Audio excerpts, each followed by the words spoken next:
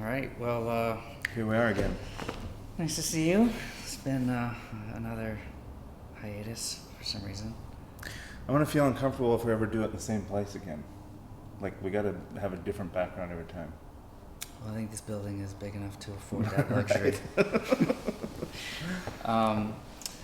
So, yeah, we're going to get back to doing it more regularly, I think, right? Once Yeah, we try, right. try harder. We're going to try harder.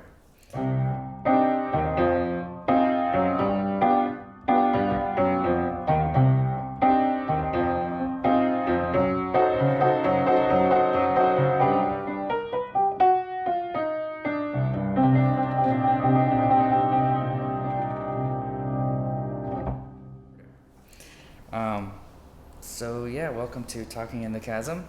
Compassionate, controversial conversation between best friends, holy man. And an atheist.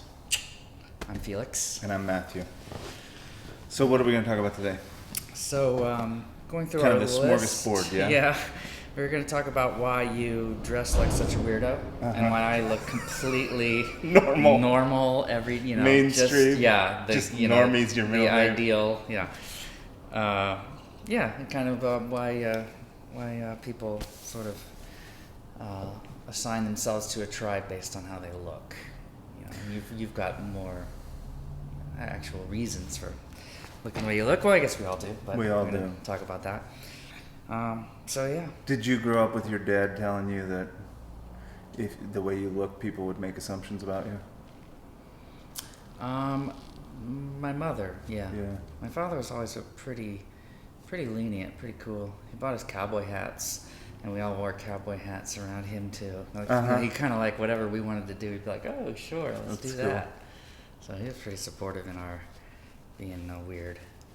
My mother, not so much. She dressed us in like little Lord Fauntleroy things when we were little. We never got to choose what we wanted to wear.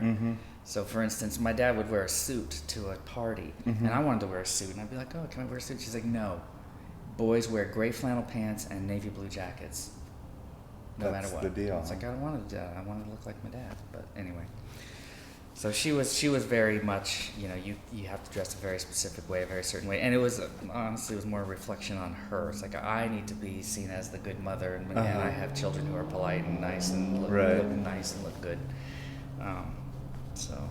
When you think about your personal aesthetic, do you think about communicating something about your identity with your appearance, or is it just does all that get washed in the background and you think it's cool or you like it? Yeah, or some...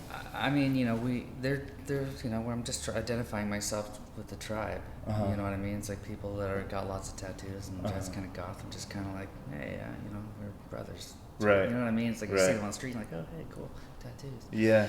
And also, I grew up in the South, in Birmingham, Alabama, in a very, very wealthy area. I don't know if we've talked about this, but my grandparents were both millionaires on both sides of my family, and I didn't like their whole vibe, and I didn't like the place, and I wanted to sort of disassociate myself from that, and covering myself in tattoos was one way of saying I'm not part of this society. I'm not in your tribe. So it's not just I'm identifying with the tribe. It's also saying very specifically I'm not in your tribe. Right. But I remember thinking to myself, I don't really care how I look. Other people make such a big deal. And then a friend of mine was like, you do care. You just care in a different way. And then I thought, yeah, because if I didn't care how I looked, or you think you're too cool, you don't wear a clown suit out on the street with the big old floppy feet and the big polka dotted.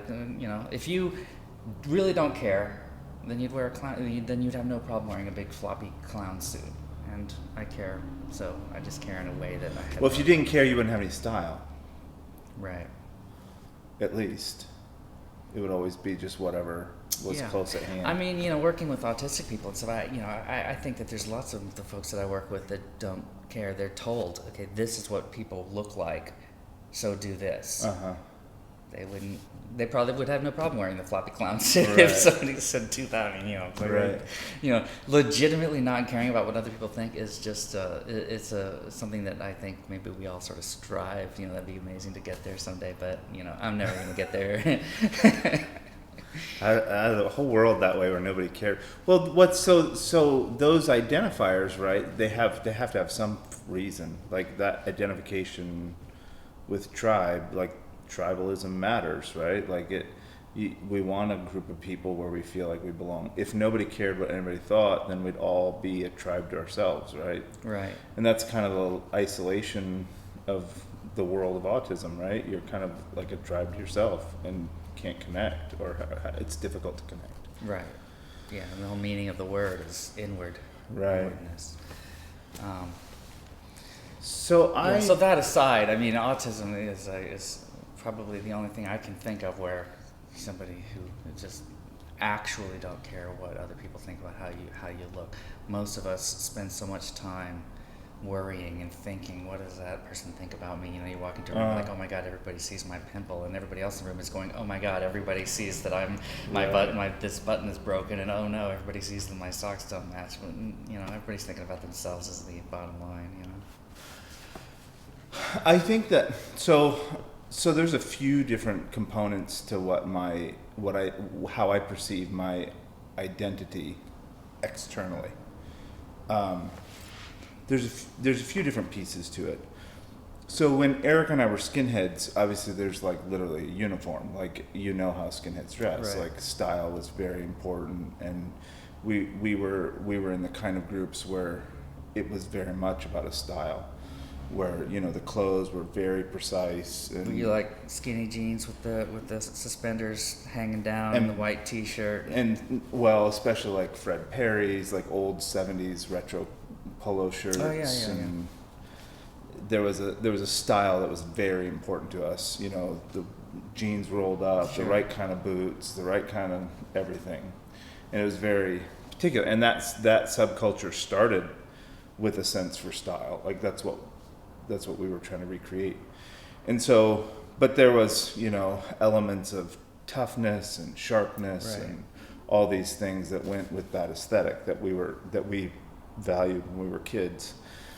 When I became a Christian, though, there was okay. So Erica started changing first. Her sense of aesthetic changed before mine did. And it's because there are things in the Bible that are written specifically to women, like head covering. So all of our girls. So let me just interrupt you for a second. So you and Erica were both sort of skinheads, right? And then did you both sort of convert? I mean, I know you were sort of Christians growing up, but did you both sort of convert at the same time? Like there was a sort of you both had this epiphany, this realization. Are we telling you about? We were married in the summer of '98. She was converted at the fall of '98, and I was converted in the winter of '99. So within months of each other. And she didn't have any religious background. And so for her, it was kind of like a revelatory epiphany. For me, because I grew up in the church, once I saw her change, mixed with some other things that God was doing in my life at that time, I had to reevaluate, like, as I'm watching her embrace Christianity, I'm realizing, like, it's kind of an implicit critique on my own Christianity, because what she's doing is nothing like what I was doing. Yeah. I don't know, have I ever told you a story when we realized we were Christians? I don't know. Tell me. So Erica was the kind of girl, well, she's still, like, you know, she's not a huggy kind of person. Right, yeah. She's not a kissy face, girly girl. She hugs me though when I force it. She does, I go in because and I'm we like, care okay, so hug much, him. because you're so important to us. There's a few people. I am huggy, and I don't care what you think about it. I'm hugging you. There's a few people that could get away with it, and you're one of them.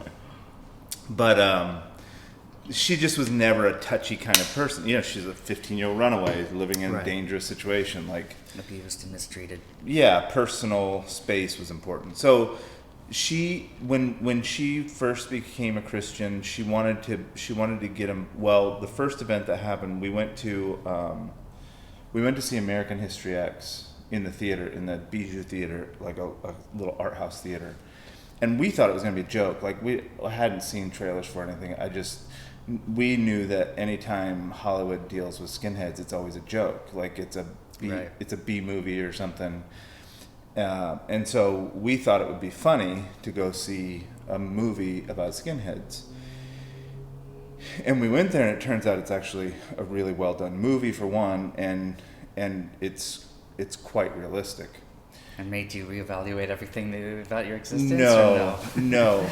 But there's a particularly violent scene in the opening of that film, and it was the kind of violence that we were used to, and it was Erica and I and a buddy of ours from our gang that's passed away since then, and we were like, yeah, get him, like cheering it on.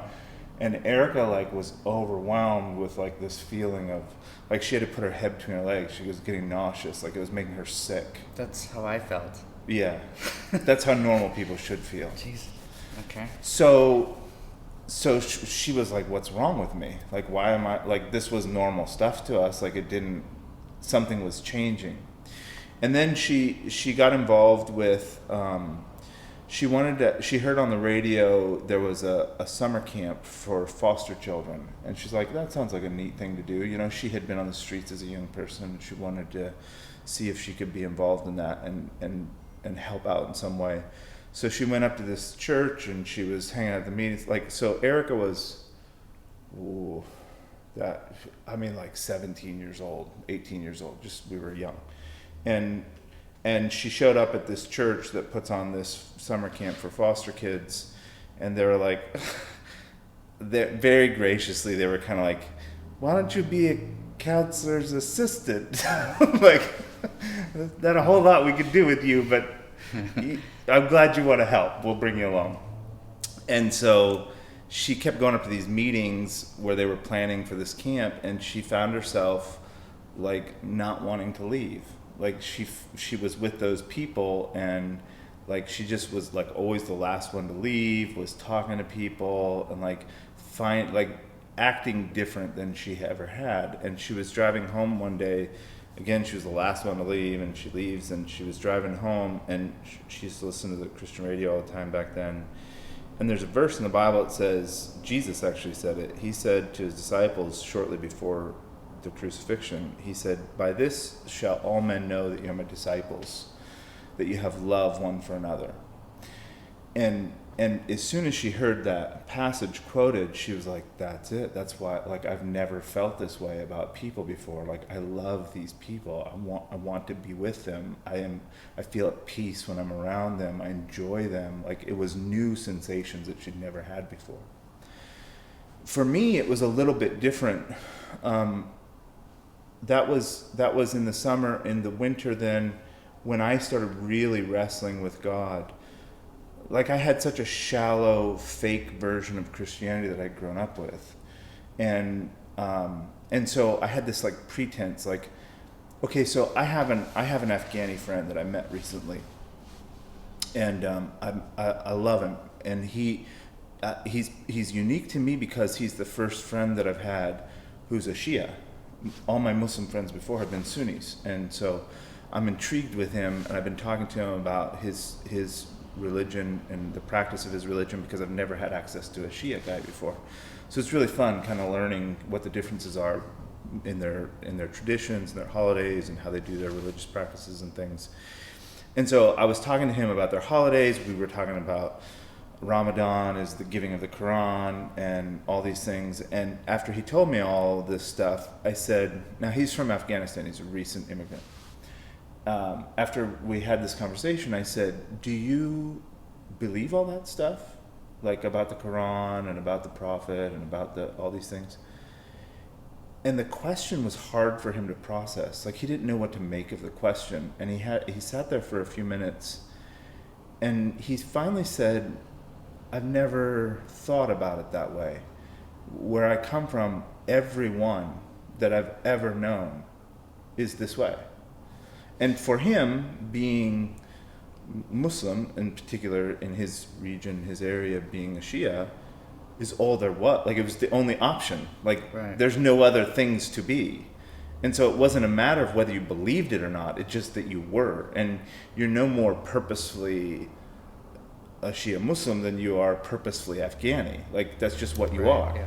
And I grew up with the American version of that. in Christianity. Like, I know that not all Americans are that way, but my version of America I would was... say most people in the world are that way. You're born Right. into what you're born into, and your parents tell you this, and you believe it, and then that's, you don't really question. America, 4th of July, apple pie, baseball, my name's Milione, like all those things are in the same classification. And so after this stuff happened with Erica was the first time where I really was wrestling with, well, what has happened to her is different than what I know about. And if that's what being a Christian is, then I haven't been. Like, what I know about Christianity isn't that.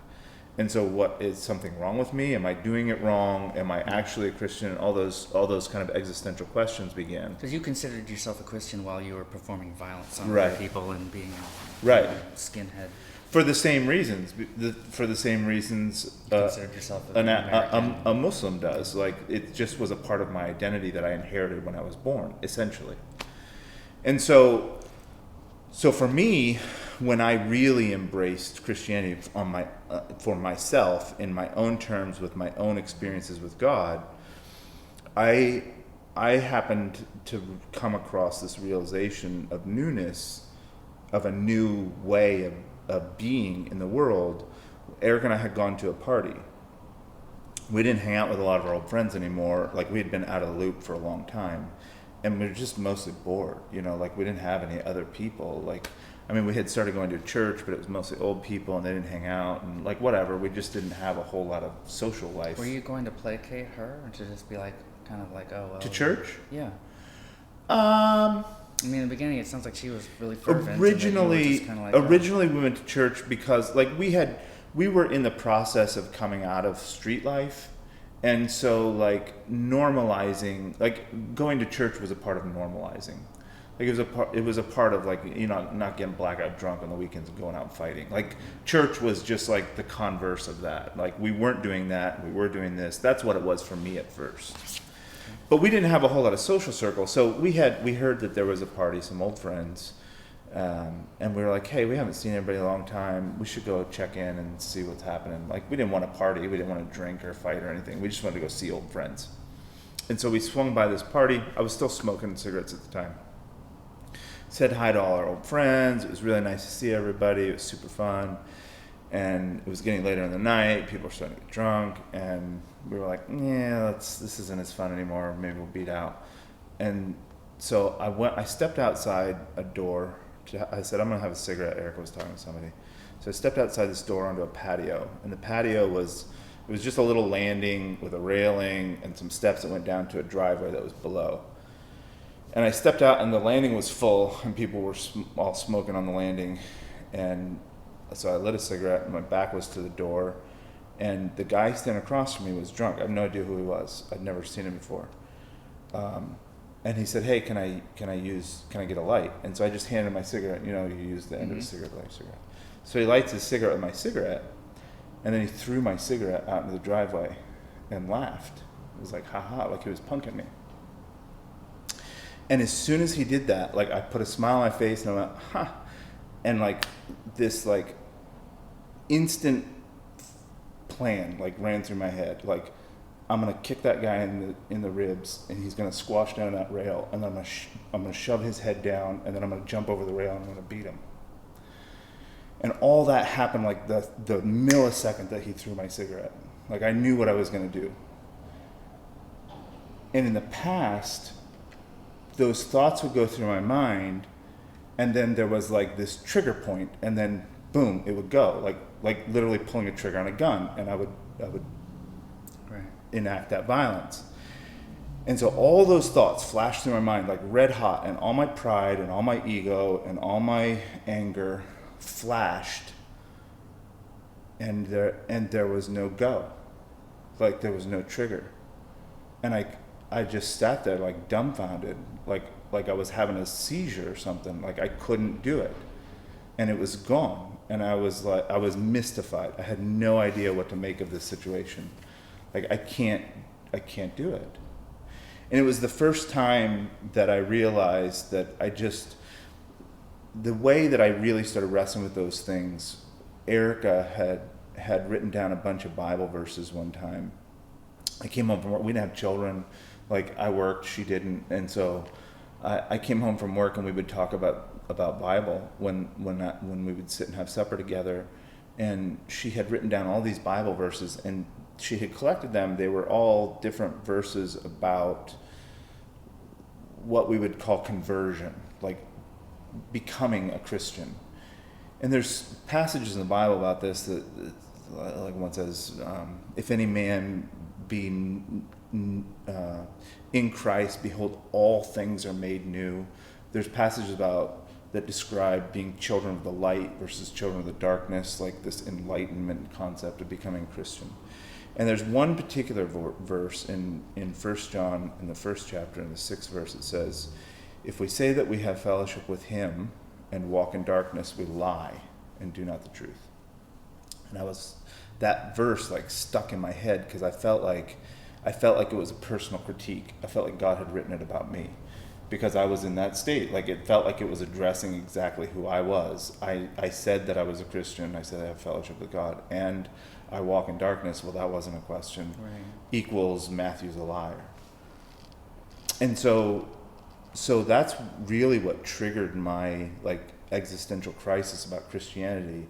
And then when I found some kind of remedy to that dilemma, now I found, like, without making it happen, like, it wasn't self-help, it wasn't improvement, it wasn't like I was being a better person. I still, like, as far as I knew, I was still was gonna brutalize this guy. But it just wasn't, I didn't have the capacity anymore. Yeah. When Eric and I talked about that list of verses the first time, I said, well, what's your question? Because she would ask me questions about the Bible. And she said, I feel like since I've become a Christian, I'm a different person. And I just can't do the things that we used to do. Like, it's not in me to do it anymore. But you did all those things and you said you're a Christian. I understand how that's possible.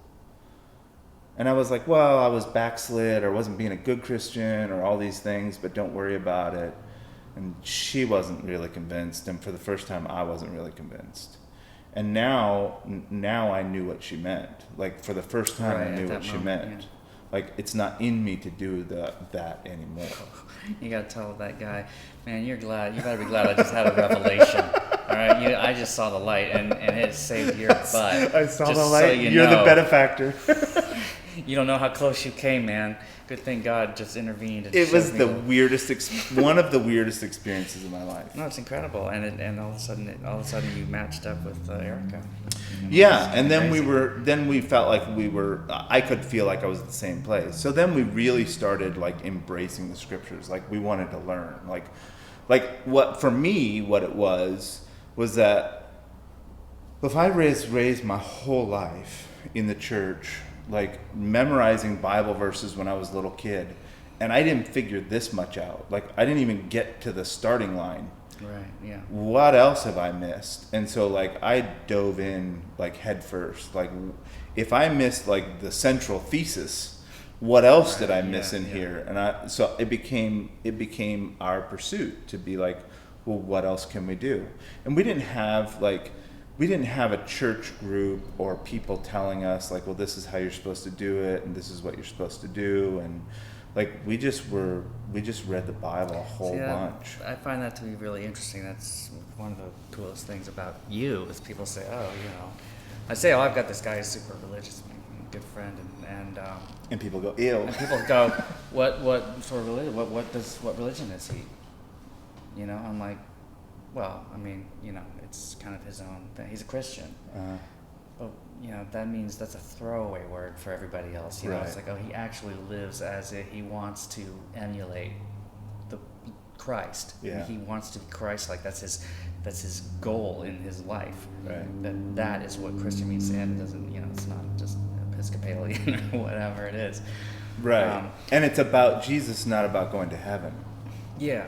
But so not having identified with somebody who can tell you what you're supposed to do, you guys kind of, Erica told me a little bit about how, she read a verse and made her realize, I should cover my, so tell me, let's talk about how your outward appearance reflects what what parts of the Bible did you read that made you realize, I shouldn't wear shorts, or I shouldn't, you know. We started changing, we started modifying our behavior. Now we were different people inside, and that started to work its way out. So like smoking was one thing that went. I smoked for a long time as a new Christian, probably 6 or 8 months, and Eric used to tell people we had to deal with the idea that it was wrong to steal cigarettes before we had to deal with the idea that it was wrong to smoke cigarettes. And so these things just started working themselves out. And so one of the other things that we dealt with was actually birth control. Like, are we going to have a family, or are those things that is our faith supposed to be involved in those decisions? Is that something that we involve God in, and how we think about those things? Right. So that was an early thing. And what wasn't your conclusion that you consider God in absolutely every single decision you ever make from now on in? I mean, you're like, oh, well, is having a family something yes, right? Is it every decision you'll ever make for the rest of your life will have to do with? Maybe you weren't there in the very beginning. Well, I think that is the initial premise for us as new Christians, was that like we felt several things. We felt like such a debt of obligation that God had healed us and made us different people. Like once I was at that place wrestling with my own crisis of faith, I knew what a broken person I was. Like I was hiding it in my own, revelings and drunkenness and fighting and friends and whatever else we mask our inner demons with. But when I stopped and thought about it, I realized what a horribly broken person I was. And the gratitude of feeling like a sense of healing was like, well, if you do that for me, I'd do anything for you. And then embracing God as a creator made rational sense that if God is a creator, if he made the world, if it's his world in that sense, then he probably knows the best way to live. And so if there are ways that I can find in the Bible to live, my default assumption is that's probably the best way to live. And so that mixture of things created these behavior changes. So when we read about, when I came home from work and Erica showed me this passage about head covering, about men not covering their heads when they pray or prophesy, and women covering their heads when they pray or prophesy, she's like, this looks like I should do something about it. And I was like, well, I'd never seen nobody do that before. I never heard anything. I mean, I'm sure I've read that Bible because I've read that verse because I've read the whole Bible, but I've never heard of anybody doing that before. But you're right, it is kind of that's what it looks like. And so she started doing that. And every time we, this would probably make a lot of people uncomfortable. But what I found in my life was that when my premise was, and my prayer was as a young Christian, is God, if I know something's from you, that's all I have to know. Like, I'll do it. I don't have to understand it. I don't have to make sense of it. It doesn't have to be rational. If I'm sure, in whatever mechanism that I'm sure, but if I'm sure it's from you, I'll do it. And there was this sense of like blank check. Like if you wanted me, then I'm yours. Right. I'm all in. And that makes people uncomfortable because that's sort of what terrorists say. It is what terrorists say. And and for what all you know, that is true. That they actually, their God actually, that they believe that they were guided to whatever violence or. And what happens when you feel like Isaac, like you're supposed to go sacrifice your son on a hillside, or you have some dream that you think is from God and you're supposed to go, who knows what? I mean, fill in the blank. It is. The recklessness of it is obvious, and the potential for that the potential for that religious disposition to be filled in with some kind of mania, especially megalomania, there are obvious cases of it. But there's also, in the Christian tradition, when we see the early apostles, the same kind of attitude is in them. You know, I don't know if you know about the crucifixion of Peter, but Peter, Jesus, when he's raised from the dead, he has an encounter with several of the disciples, and one of the last ones he has is with Peter. It's a personal encounter between the resurrected Jesus and Peter. And he tells Peter, you're gonna die. And he's giving him like his last instruction, like, I want you to feed my sheep, like take care of my people, is his last kind of like message to Peter before the ascension. And in that there's also a vague prophecy about Peter dying, and it's in the terms of you'll be led somewhere where you wouldn't want to go, where you'd not be led. When Peter, at the end of Peter's life, he actually is crucified, but Peter tells his captors, you can't crucify me like that, because that's the way that Jesus was crucified, and he asks to be crucified upside down. And that kind of like, that is insane religious devotion. It's also what built the church. It's also what caused these men to go all over the world. It's why there's something called Christians today, is because the original practitioners, the original disciples of Jesus had that kind of fervor. I think that there are ways to talk about that kind of religious fervor in terms of, because it's that's scary. I mean, you know, right. You're touching on sort of one of the reasons that I'm an atheist, right? Is that, you know, yes, now there's Christians all over the world because people were tortured and killed, and you know, God said they're heathens and destroy them all, and so they did. You know, I mean, I think that was actually almost fatal to the Christian church. What I mean is that people were willing to die over and over again for the name of Jesus. Like, the gospel, like the new religion, this new sect of the Jews called Christians, literally took over the empire when it had no power, when it had no authority, when it was killed, cut off, persecuted, and illegal all throughout the known world. I mean, I guess I don't have a problem with you dying for Christ, but killing for Christ, that's the I agree. problem. I agree. Yeah. And there have been a lot of people who said they're killing for Christ. Yeah.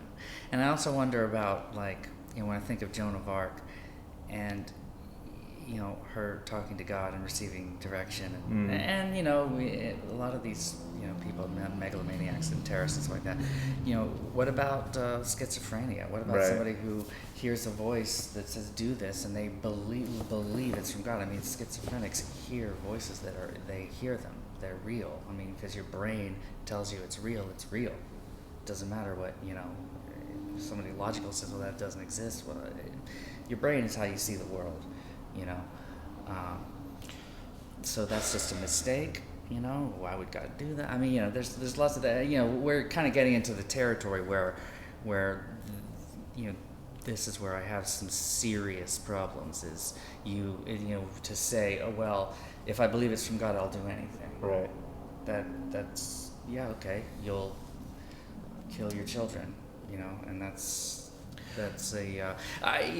you know, that's not the kind of God that I would want to associate with or believe exists. Right. You know, I think that's the key, is that my intuition, at least, I don't know that I can prove this, but my intuition is that humans are innately religious. I think that we have something inside of us that compels us towards religious ideation and affinity.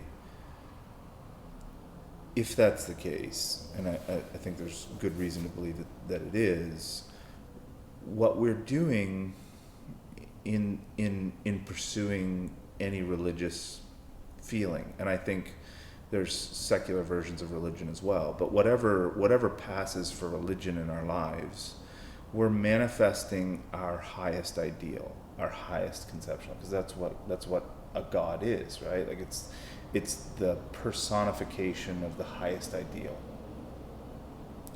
And I mean, that's one way of thinking about God.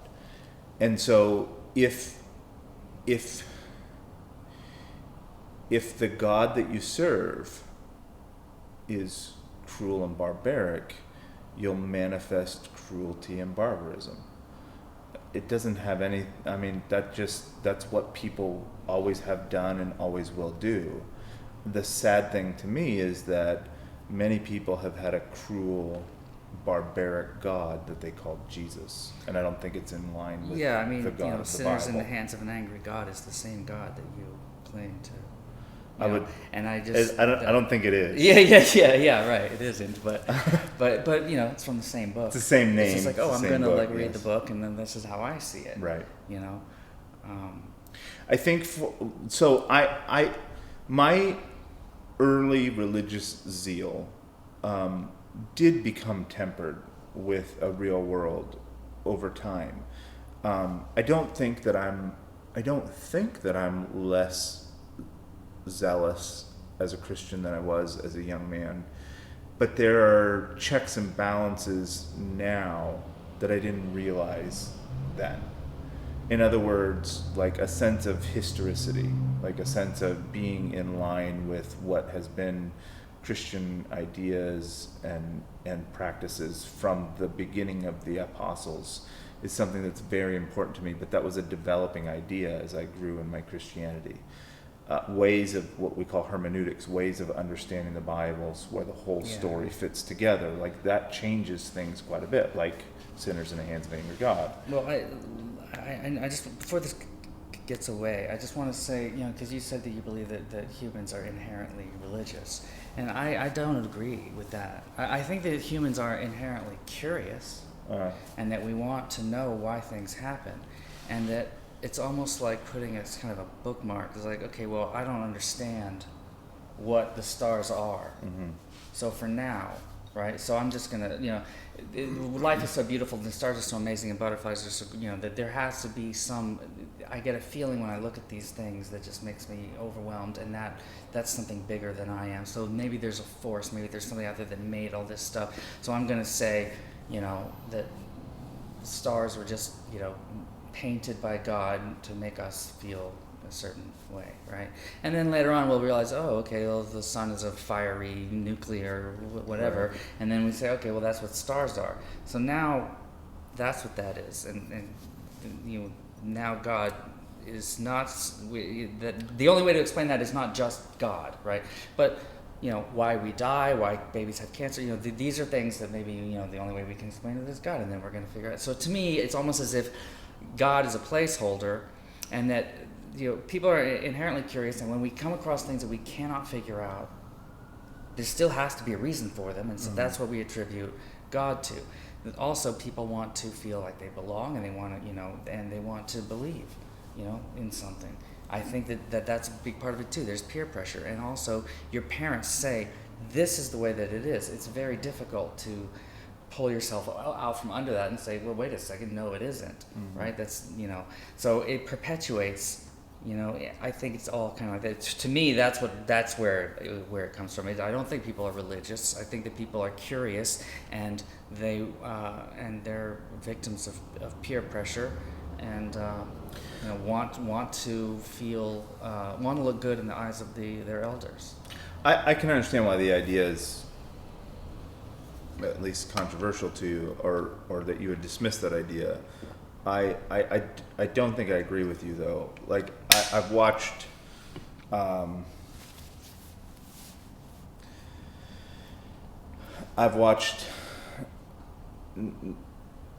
Neil deGrasse Tyson talk about we are all stardust with this sense of wonder, and that wonder that we're all stardust, we're all connected in the cosmos. Our atoms were in the atoms of the dinosaurs, and like that feeling of interconnectedness, that feeling of satisfaction that comes from feeling like there's more than me in the world. I think that's the religious impulse, and I think it's being expressed in secular scientific terms. But it's the same impulse in him to say those things and to feel that way about that ideology that for millennia people have always said. The other critique against your critique would be that I agree with that, and we say we both talk about how a sunset can be an emotional Right. thing, art and stuff like that. We can probably feel the same amount of emotion which you Right. attribute to God and I don't. I mean, the conservation of mass and energy and the fact that we're made from the same atoms, I mean, that's amazing to me too. I mean, Right. that's incredible. That doesn't have anything to do with an intelligent being. That's my thing about, that, Right. that there's a creature that does Right. things. So we should define the terms. When I say religious, I mean that part of man that needs to feel those things. That's what I mean by man is innately religious. Yes, and you could say artistic. I mean, you could say Right. there's lots of, you know what I mean? It's like man makes art, whereas animals don't. Right.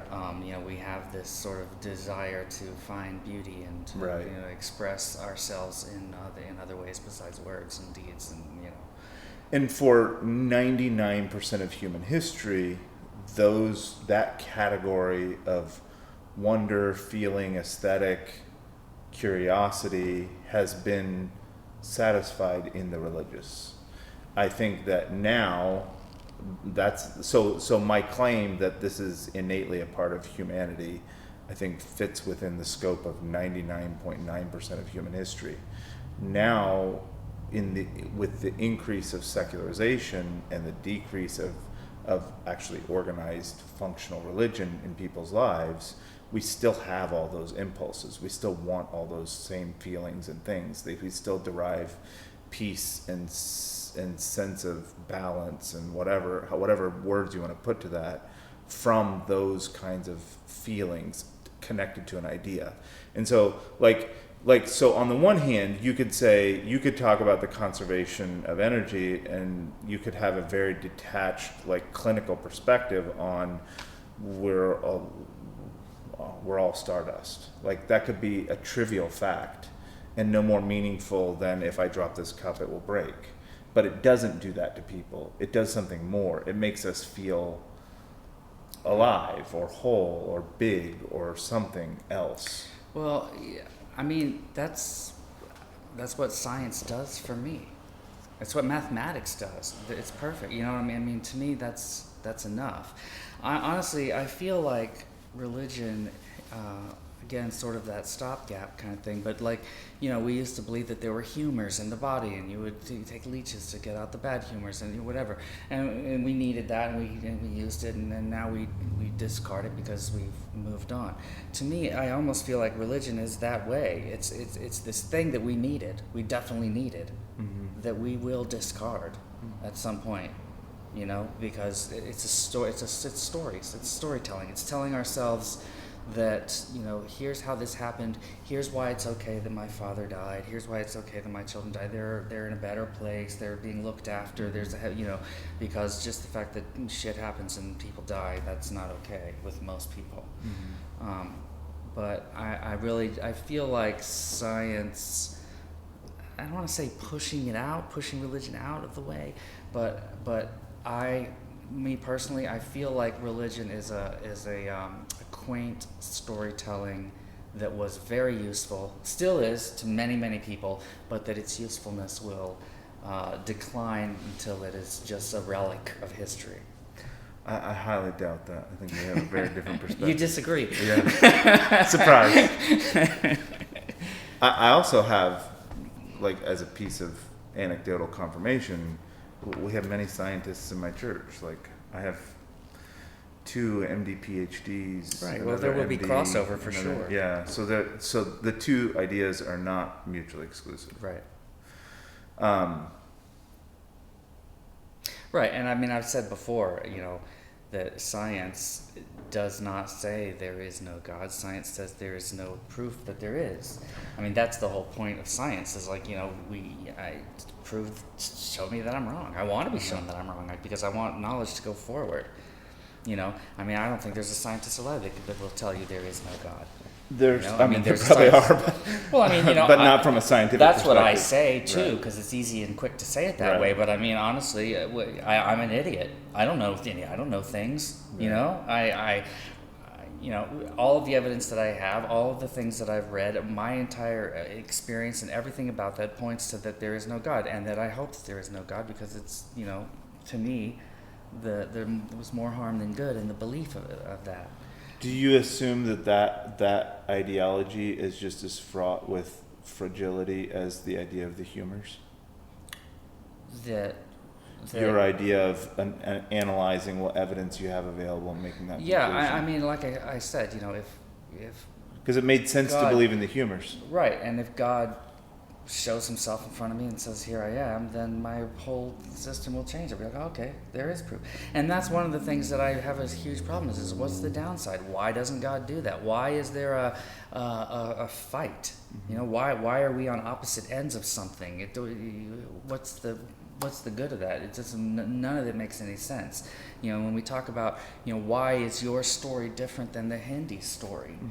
They believe just as fervently, and it helps them just as much, and it's actually not all that different. It's just words and names are different. But why is there that difference? Why is your belief the one that you happen to know growing up and that happens to be prevalent in America where you happen to live? Why is yours the right one? Your God is the one true God. I think that critique holds less and less value because we're watching the secularization of America. Like literally millions of young people are growing up in Christian homes and not becoming Christians. So it doesn't hold merit that you just have to follow the ideology that you're born into, especially in America, especially in the 20th century. Right, but it just doesn't bear right. it doesn't bear the data. There are people who don't believe, like millions, all over the world. But those that do believe, for you it's Christ. For another person, it's Vishnu. There's also millions of converts in the world where people switch from one religious identity to another, and so I don't think that the expression of an individual's religion is just a function of his culture. I think that there are some times where that happens, but you wouldn't have cross-religion conversion if that were the case. Well, sure. I mean, you wouldn't have secularization of millions of people out of Christian homes who no longer are practicing religion. Right, but you do have people that meet other people and go, "Wow, your religion sounds like it makes a little more sense than mine," or for whatever reason, or "I'm in love with you and therefore I'm going to believe what you believe," or "You've tortured me enough so that now I'm going to say that I believe in what you believe." Right. I mean, people change, but it's based on various external influences that, But you're discounting the rationale of people, like you're saying that people aren't making informed choices. No, people are making informed choices, but there are many people that choose to be Hindu when they were Christians. They made an informed choice and they realized that that's not the one and only true God, Right. So, I mean that's kind of a different thing. I think that all the different stories and the fact that I don't believe in any of the stories, I think those are two completely different things. I don't think it's like, oh, my version is that there is no God and your version is that there is. I think that, that there's people who believe in an outside force and there's people who do not. Right. I don't believe in any kind of a creature being that manipulates anything or has any sort of power over, over reality. But anyway, I want to go back to. I still am interested in how we outwardly show our beliefs. I mean, I wear T-shirts every now and then that say atheist and stuff, but honestly, it was. I'm a nice person and I don't want to offend people, and people get offended. They're offended. It was almost like I mean, I'm not gay, so I don't want to say it's like this because I don't know what that's like. But it felt like a sort of a coming out when I realized that I was atheist, and I was very careful who I told. Uh-huh. And and I remember actually when I met Sarah, I met my wife in Florida in the 90s, 80s, 90s, early 90s, 1990, and some of her friends were whispering like, "Oh, my Felix is an atheist. He's an atheist." Yeah, it used to be a bad word. Yeah, and I think that might have been one of the things that piqued her interest, because I think that she was kind of like on the tail end of, this isn't making any sense to me. Right. With traditional Christianity, the milk toast Christianity that she grew up in, that you grew up in as well. So yeah, it was. It's interesting in that. So I don't outwardly have I don't sort of have I'm an atheist persona. There's not a necklace that I wear. There's nothing that that there is no outward exclamation of my atheism, where in most religions there is an outward. So I'm interested to know what it is about. The passage that talks about women covering their heads when they pray and prophesy actually talks about some rationale for why it is, and one of the things is to make a statement to the supernatural world. It has to do with, it's kind of complicated, but it has to do with a lot of things, namely the order of the creation and being like recognizing the way that God made the world. But the one of the stated intention is to communicate those things via identity, like by wearing the head covering, by women covering their heads and by men not covering their heads, we're stating to the world, the visible and invisible world, that we recognize who God is and how he did things, and we're surrendering to the idea that God did things this way. And so that communication, that visible communication, is literally a part of the ethos. It's part of the design of why those things happen. So can you just like in a nutshell explain why women cover their heads in your family? Yeah, so in your religion, right. It is. So a lot of people aren't familiar with that being a Christian expression in America, but historically it was until the 20th century. It was very, very common. So like, the ideas that are associated with it, they're still like vestigial cultural ideas that are connected to these very old Christian thoughts. So like, so think of the 50s, right? When everybody wore a hat. A suit and a hat, like that was normal wear for every day. And when you would come into a building, what was the first thing you do? Just take your hat off. You don't wear a hat inside. Why is that? Same thing like when women go to church, they used to always wear a bonnet or a hat, the big frilly hats. They used to, still in the 80s, all our mamas used to wear the big old hats.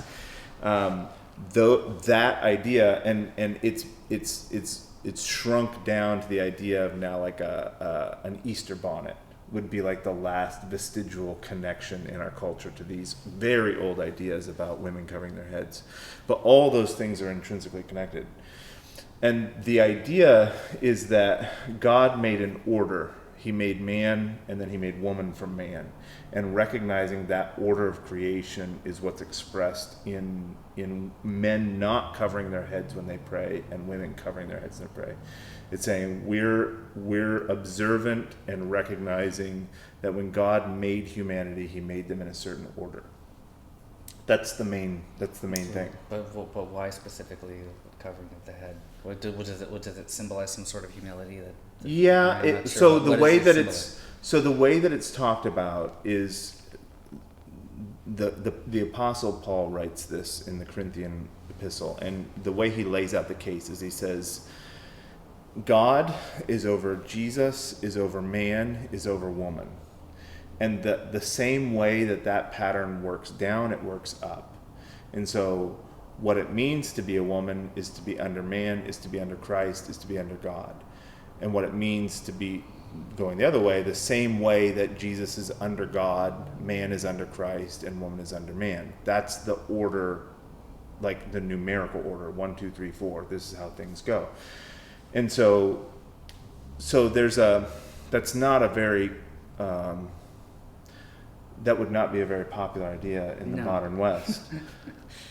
But I think what it means, and the reason I'm not shy about that, is that there's no sense, it's not a valuation. In other words, if anything, the valuation runs backwards. So like if we analyze what any of those steps are, let's leave women at the end. What does it mean for Jesus to be under God? Like, does that mean Jesus is less important? Does it mean he's less valuable? Does it mean he has less to offer? Does it mean he's inferior to God? No, the whole idea of Trinitarian theology is that Jesus is equal with God. So it's not a value-based judgment. What does it mean for a man to be under Christ, for mankind to be under Christ? Well, are we less valuable because we're under Christ? Obviously not. In fact, it runs the inverted way. God so loved the world that he gave his son for man. Like, the value of Jesus was what was paid in order to procure the salvation and liberty of man. And so even though man is under Christ, it's not a value-based judgment. In the same way that women being under men, like in this archetypical sense, is not a value-based judgment. It doesn't mean women are subservient. It doesn't mean they're unimportant. It doesn't mean they have less value. It just means that there's an order of creation.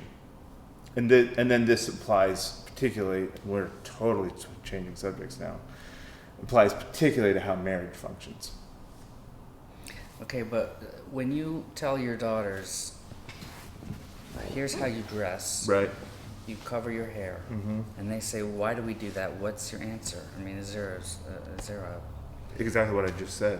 We read these texts and we talk about the order of creation. So men don't wear head coverings because they are third down from Right. God, and women do because they're fourth down. Right. That makes no kind of sense to me. Like, I don't know. So it's like saying, oh, I wear earplugs because God thinks that I am fourth and you're fifth, so you have to cover your nose. Right. Tell me why. What is it about the hair? Is there something that you can say that would make me understand? Like to say, oh, it's a humility thing. It's to say, oh, I need to be under some sort of. I don't. It is exactly that. It's the symbol of the head covering is that I'm underneath something else. And so why do men not wear head coverings since they are under Jesus and everything else? I mean, aren't you not humble? No, the rationale is that in the creation narrative, when Adam is first formed, right? So Adam is formed in the garden, like out of dirt, like that's what Adam means, from the dirt. So God makes Adam like modeling, like a statue out of mud. So, and then he breathes, like the pneuma, the spirit of God is breathed into this mud clay thing, and that becomes the first man. And then God takes Adam and he walks through the creation and he names the animals. So like this is the first thing that happens in the creation narrative historically. So like, you see the duck, the male and female duck, the male and female lion, the male and female fish, the male and female giraffe, the male and female elephant. You see all these pairs of created beings. And here's Adam alone, and he recognizes at the end of the story, like, there's a male and female, male and female, male and female, and here I am. And God's like, I knew I forgot something. God wanted him to recognize his need for a pair, for the other half of himself. Okay. And so God is dealing with man different than the animals. He's causing him to recognize his needs in the relation. So then Adam goes to sleep, he takes the rib, he makes Eve. Now these two become a pair. Like they're the first pair. And so that the way that narrative is structured is such that, and the way that it's talked about later in the head covering passages, is that God makes Adam to be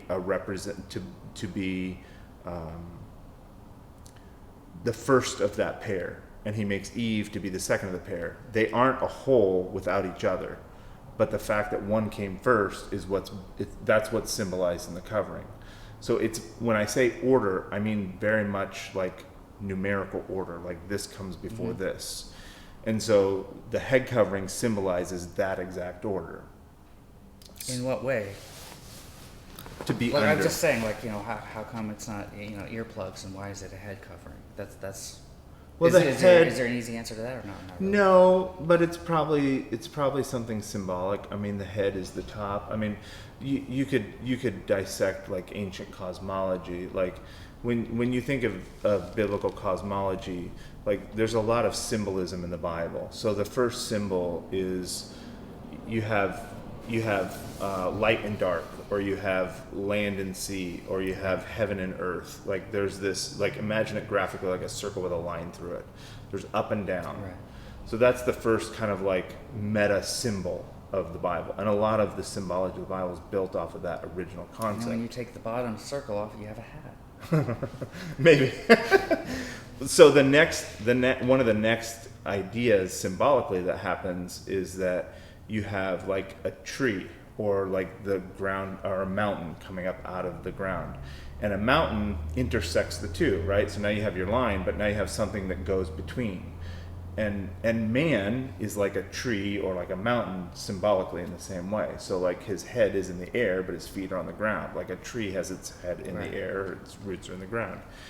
And so it's probably has something to do with this like meta symbology, that the head being the thing that's in the air, the thing that's pointed towards God, the thing that connects, like when you think of prayer as the thing that comes from us to God, like putting a head covering on means that this isn't, that there's something in between. Like there's something in between me and God. And that in between me and God is my relation to my husband, our order together, and my allegiance to my pairing to be a whole. So why, and the men in the 50s wearing hats, well, in the, since the dawn of time, it's pretty recent that men stopped wearing hats. Does that have anything to do with anything? I mean, was that religious or probably not? It does. So if you... You don't wear a hat. No, the Christian, very rarely, only for weather reasons. Only if I need one, a hard hat or whatever. Right. But the Christian ideology around this is novel. In other words, it's countercultural and counter-religious in its own day, like in the first century. So if you look up, one of Caesar's title, his religious title was Pontificus Maximus, the high priest. And in his role as Pontificus Maximus, he would veil his head. Like when Caesar would make sacrifices, he would wear a veil on his head. Even in the Jewish tradition, in the temple, the high priests, like there was a specifically ordained, like God said in the Mosaic Law, I want the high priest to wear this turban, and the turban will have this words on it, says holiness to the Lord. Like there's a very specifically prescribed way of doing this. And in most of the world, most of the ancient world, anybody who did something religious would cover their heads. And it was particularly seen in the domain of men. So women culturally would cover their heads in a lot of places, in Arabia, in North Africa, in the Middle East. When you're talking about the first few centuries around the time of Christ, women covering their heads was a pretty ubiquitous symbol. But men would do it in religious observance. And I don't understand all the cultural implications for why women... because we take our hats off when we go into church. Right. So the Christian theology inverts this. Yeah. So the scandal of Paul's letter when he wrote it to the Corinthians in the first century would not have been that women cover their heads, because everybody was doing that anyhow. That was very normal. Nobody was raising eyebrows at that. But for him to say that men should not cover their heads when they pray or prophesy would have been scandalous, because all of the religious markers of their day would have had men covering their heads in religious devotion. Kind of like we think of, like now an Orthodox Jewish man wears a yarmulke. Right. So this is, the Christian ideology is the inversion of that. It's saying that women do that, but not men. Is there some sort of reason? Because it goes back to this same ideology about the creation narrative, that man comes first in the order. But the book was written, and then so was this... I'm sorry, was it Paul? Mm-hmm. Was it Paul who just interpreted it that way and saw it and was like, oh my gosh, wait a second, we're not supposed to wear... Yeah, hats. Paul... Because it's a little bit goofy that God says, okay, you need to wear a thing, and it has to say this. Right. And it's a little, Well, what if you the reason don't do we're it, Christians or you is do it wrong, because... and then God's like, The reason we're Christians is because we think God was changing the whole order of things with Jesus. Like, it's Old Covenant, New Covenant. The Jews don't think that way. They don't believe that Jesus was Messiah. They don't believe all these things that we believe. So they still have those practices. Like, those are still meaningful things to them. But from the Christian perspective, the whole world gets changed when Jesus comes. All right, so that's a little bit about head coverings. Don't fully understand, but that's okay. Tell me about, like, what? So I see you wear suspenders. Do you not wear a belt? Well, I don't, but Yeah. but it's Because it would be superfluous. right. Yeah. The suspenders. That's the definition of a pessimist. These pants are staying up. All right, just so you know. So tell me about, is there a biblical reason why you wear suspenders? I mean, only in an extrapolated sense. So when Eric and I first started changing, right? So she started wearing a head covering. She quit wearing pants and started wearing dresses all the time, which that's a whole another conversation. But that's where she was. And so now she looks like a very religious woman, as you can imagine, as you've seen Erica. Yes. Agreed. I was still wearing shorts and a t-shirt and a ball cap. And so we'd be in a grocery store and somebody's like, "Oh man, what religion are you?" And who's this dude? And she's talking in the line, and I went to go get bread, and I come back and I start answering questions, stand next to her, and they're like, "Who are you? Like, what is that about?" There was another experience that happened to me early on when I lived in the Midwest for a while, and we were doing all these things, and the first people that I saw that were also doing this was when I worked at a brand new Cabela's. It was a weekend job for me, and it was in southern Michigan, and plain people, the Amish and the Mennonites would, like, even horse and buggy people would like rent a bus and come out to Cabela's to get all their hunting gear and stuff, whatever. I don't know if you've ever been to Cabela's, but they're an event all in and of themselves.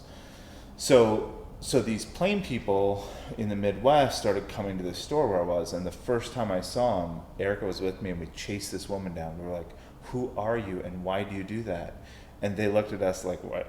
I think she said, "Why do you do it?" And we were like, "Because the Bible says so." And she's like, "Me too? Like, why are you accosting me?" Like, Yeah. She wasn't used to being questioned about this, because in these cultures of people, a lot of times they gravitate to certain areas where there's a lot of them, and so they're not used to like outsiders wondering about this and wondering about it from a non-tourist perspective, you know, in a non-judgmental way. Right. So she strikes up a conversation with this woman, finds out where she lives. They start writing letters back. Really sweet encounter. I wish I knew her name, because Was she Amish? She was Mennonite. No.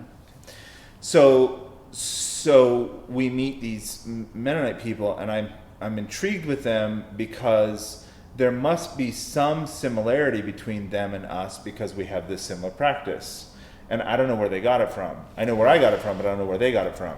And so I become intrigued with them, and I start looking for them. And I remember one time, a group of plain people came into the store I was working in, and I was doing something. I was like, I'm gonna take a break because I want to go talk to those people. And so in these stores, there's usually a balcony where you can go up and look over the whole thing. And so I took a break and I ran upstairs, and I was like, where are those Mennonite people? Where are those Mennonite people? I'm looking. I can't find them. And the thought occurs to me, look for the women. And as soon as that thought occurred to me, we were working through a lot of the biblical case for family. Like, how should a family work? How should it be structured? And, you know, having children and raising them, looking at men as providers and women as caregivers, like these kind of archetypal ideas from the Bible. And as soon as I had the thought that I had to look for the women as the ones that stood out, I was like, ew, I don't like that. Like, why do the women have to bear the brunt of all the distinction and exclusive? Like, why are they the ones that look weird? Why don't the men look weird? Like, why isn't that more equalized? And it's very much the case in a lot of the church communities where these practices are still common, and there's not a lot of them. It's a pretty niche group. Right. Now, I don't think it was historically, but now it is. That's very much the case. Like, there is some kind of style that you can tell if you know what you're looking for, but it's kind of like laces and boots for skinheads. Like, it's a pretty subtle signaling. And so generally, men in these communities just look like rural people, you know, farm boots and jeans and flannel shirts. Like, they're generally well kept, but until you get to the very radical groups like the Amish, there's not a lot of signifiers of the men. It's just in the women. And I didn't like that. I wanted to be, I was like, there are principles of modesty that also go back to the garden. Like, when Adam and Eve when they eat the forbidden fruit, the first thing that happens is they become ashamed of their nakedness. It's one of the things that they notice they're naked, and they didn't before. Like, they didn't have a consciousness of it. And so their immediate impulse after that is to hide themselves. And so they use fig leaves to cover their nakedness. And in their first encounter with God, they hide from him. They try to hide from him. And they said, and God says, well, why were you hiding? And he said, we knew our nakedness.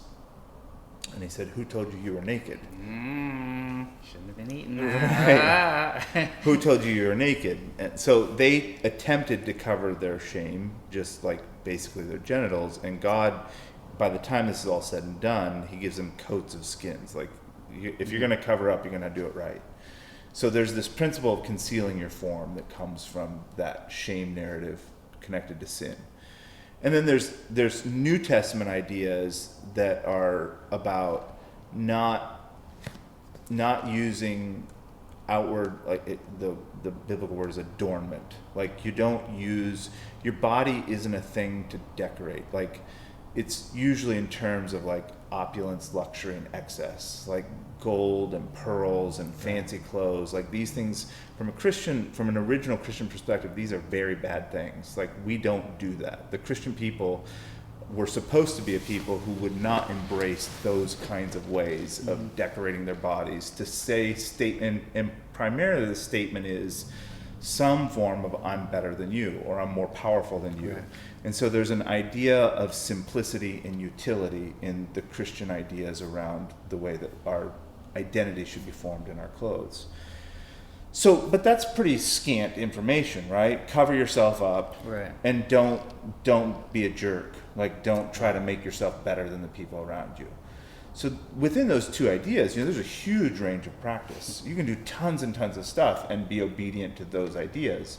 And those are really the only major ideas about how we should dress as Christians. And the nice thing about that is that it transcends time and place. Like, you can do that in any time and any place. You can cover yourself and not make yourself better than other people almost anywhere at almost any time. But I wanted to apply those things, so that's my working principles. I wanted to apply them in a way that also, like, if my wife, in order to obey the Bible, has to look like a weirdo, then I'm willing to look like a weirdo too. Yeah. Because I want to walk through a store and see the guy at Walmart and say, "Where's my wife?" And he knows what I'm talking about. Same here, actually. Right. The chick with the blue hair. She's Right over there. Right. So tell me about specifics. Like, is there a reason that you wear suspenders instead of a belt? Is there a reason for that? Because I notice all your kids also wear suspenders. It's not like a religious rule. It's just that in the interest of, like, I wear a little bit bigger pants than I need to, just so they're loose in obedience to that first principle. Like, I want to cover up my form. I want to be, like, modest is the expression. So these pants are better than the skinny jeans. Yeah, they would be. Yeah, those are very modest pants. Good job. Nice. It's because which pants would Matthew wear? Because all my other jeans are skinny, super skinny. So if you wear pants a little bigger than you need, if you wear a belt, then you cinch them back in at the middle. Well, then you defeat the purpose of wearing pants that are a little too big. So suspenders made sense. Like, just hang them off your shoulders. And why not shorts? It's not like I think shorts are a great moral evil or there's an imperative or something. I just, in the interest of covering myself, like, I just don't wear shorts. And I like to be covered up. Do you wear short sleeves? I almost always wear long sleeves and roll them up, because when I go like this when I'm working, I don't want to show off all my stuff. Yeah, no, okay. And what about colors? Like, you're mostly into jewel tones. That's just a preference thing. You just like colors, just like my brand. Yeah, I see. Okay. So I do. So within those things, like I mean, there's not patterns. I wear plain clothes. The men don't wear patterns. I mean, I'm just trying to remember in your family. My family. The women, have patterns on some of their clothing, but they're very subtle, right? I like plain clothes, like, for the simplicity and utility stuff. Okay. It's mostly. As do I, actually. It's mostly my aesthetic. I don't like the idea of using my body like a billboard like that. I find that, I don't know if I can say it morally objectionable, but I don't know if that's the rebel in me or the Christian in me, but I don't like being an advertisement for a corporation. Like, yeah. I can't no. imagine wearing 'Cause, a I Nike mean, shirt. tattoos, it's like that's all I got my about. own This is my billboard. wife. This is Right. they all mean something to me. But yeah, I don't. Whenever my kids wear Nike shirts, like, how much did Nike pay you to advertise? Right. How much are you getting for that? Oh, Right. what, you paid them? Right. I don't understand. That idea has always been weird to me, Yeah. and so I don't like that. Yeah, I mean, the minute there's a brand on it, they should be paying you to Right. advertise that brand. You pay me. Yeah. I don't pay you. So that was a genius marketer that came up with that idea. Right. It's like, wow, we're gonna get them to not only advertise for us, but to pay us to do it. advertise. Yeah. So that's kind of a general aesthetic that I have. Now, however, we used to wear when we were younger, we would make our clothes. Like, we were into that too. Like, it's kind of this home craft, we were raising our own food, making our own soap, making our own clothes. It was super cool. I loved it. But when we moved here, we changed that aesthetic very purposefully because we wanted the things that we were doing. My fear was I didn't want to meet somebody who was interested in Christianity and be like, well, I'm interested in Christianity, but I don't know how to sew. Yeah, I don't know how to make pants. Well, not too bad for you. Right. Straight to hell, dude. So Straight to hell. I wanted the things that we did to be immediately available to anybody who wanted to follow those things. So we purposefully changed our aesthetic to be things that were commercially available. Like, if somebody came to the church, if a woman came to the church, like, hey, I love this stuff, I want to be a part. Like, how do I do this? Yeah, We that's can just go to interesting. Goodwill and she can be just like us. And you don't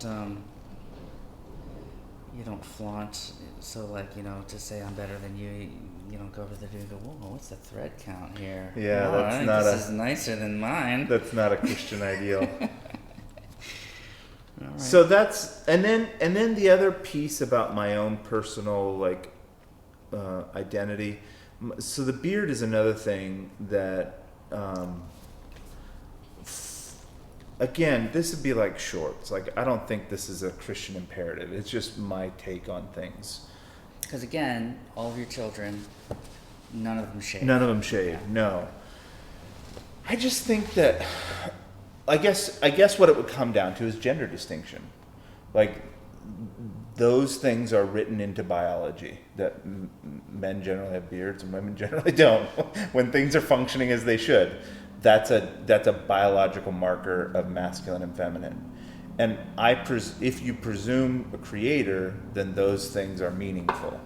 And so the meaningful distinction of man and woman, as marked by facial hair, is something that is worth preserving. And so now you could do, just like the principles of modesty, you could do that in lots of ways. Like, you could have a goatee or a soul patch or a mustache, or you could, hopefully not a soul patch, but anything else you could do and make that same statement. I think that my beard and the way I wear it is kind of in particular is a feature of my personality.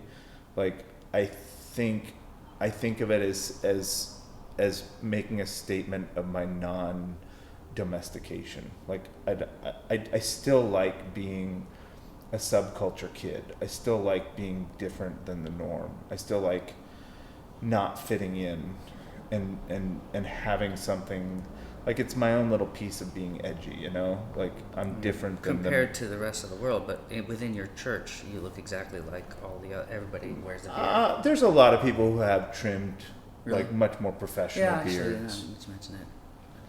So, like, I don't fit in an office building. That's But the main what point. about, and then just really quickly, I know we're just getting kind of long, but very quickly, can we talk a little bit about Jesus being depicted with long hair, like a woman, and you cutting your hair? What's your thought? Well, first of all, why do you cut your hair?